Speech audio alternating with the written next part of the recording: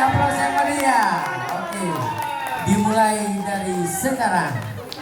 Assalamualaikum warahmatullahi wabarakatuh. Waalaikumsalam warahmatullahi wabarakatuh. Hamdan wa syukran lillah, salatan wa salaman ala rasulillah, amma ba'd.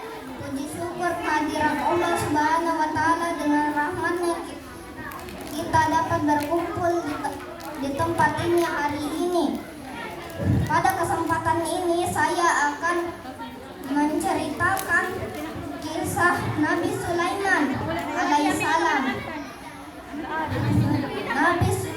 Nabi Sulaiman adalah putra bungsu dari Nabi Daud. Dia diserahkan tahta oleh ayahnya Nabi Daud karena menjawab pertanyaan-pertanyaan Nabi Daud.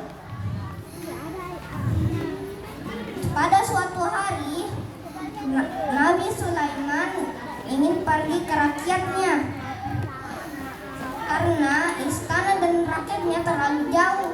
Jadi Nabi Sulaiman ingin berangkat ke rakyatnya dan pasukannya.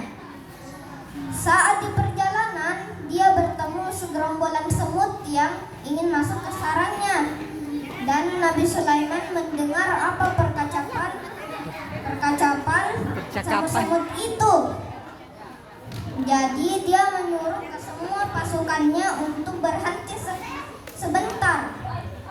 Tidak lama dia melanjutkan perjalanannya dan mereka kehabisan air, dan Raja Sulaiman memerintahkan ke pasukannya untuk mencari burung hut.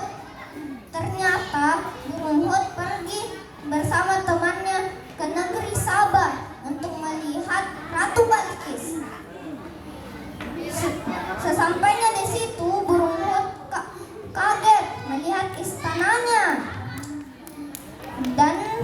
Tetapi Ratu Balkis menyembah matahari, bukan Allah. Jadi sesudah itu burung hut pun pergi ke tempat Raja Sulaiman. Sebelum itu Raja Sulaiman marah karena burung hut pergi tanpa izin. Jadi dia menyuruh ke semua pasukannya untuk mencari air. Sesampainya burung hut, Raja Sulaiman sudah marah dan ingin menghukumnya. Hukumannya adalah dia ingin dipotong. Tetapi karena burung hut mengasih tahu informasi itu, jadi Raja Sulaiman pun tidak jadi untuk menghukumnya. Jadi Raja Sulaiman memerintahkan ke satu pasukannya untuk mengambil pena dan kertas, dan Raja Sulaiman pun menulis surat untuk Ratu Balkis, dan dia menyuruh burung hut untuk mengantarkan surat itu kepada Ratu Balkis, dan dia pun langsung terbang melaksanakannya. Dan sesampainya di situ, dia pun langsung kasih dan melihat sebentar dan langsung pergi. Dan Ratu Balkis pun membacanya, dan dia juga menyuruh penasehatnya untuk membaca surat itu.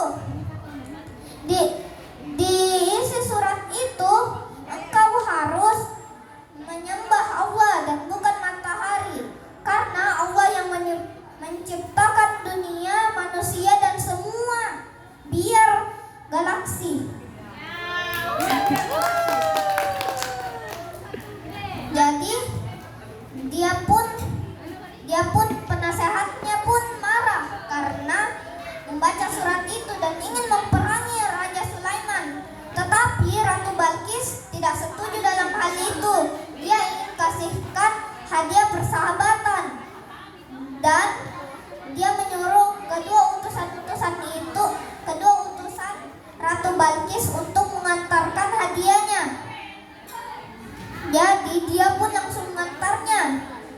Tetapi Raja Sulaiman menolaknya karena yang dia inginkan Ratu Balkis menyembah Allah dan bukan matahari. Dan kedua utusan-utusan Ratu Balkis itu pun langsung pergi. Dan dia memberitahu ke Ratu Balkis.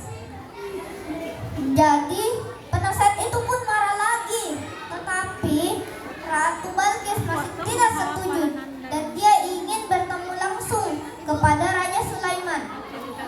Dan dia pun berangkat. Sebelum sampai Ratu Balkis, Raja Sulaiman menyuruh ke semua pasukannya untuk siapa yang bisa membawa istana Ratu Balkis hanya dalam sekejap. Dan ada satu jin yang bilang, aku bisa membawa istana itu dalam satu gilengan. Dan tetapi Raja Sulaiman belum puas dalam hal itu. Jadi masih ada seorang yang bilang, kalau aku bisa membawa singgasana Ratu Balkis dalam sekejap mata saja.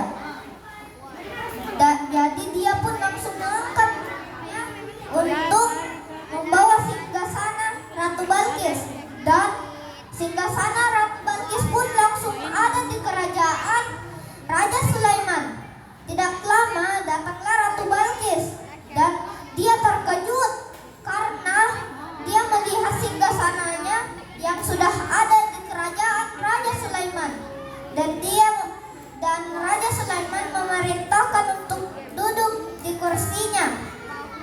Tidak lama Raja Sulaiman menyuruh ke semua para jinnya untuk membuat istana kecil dari kaca berisi ikan-ikan di bawahnya dan sungai yang mengalir.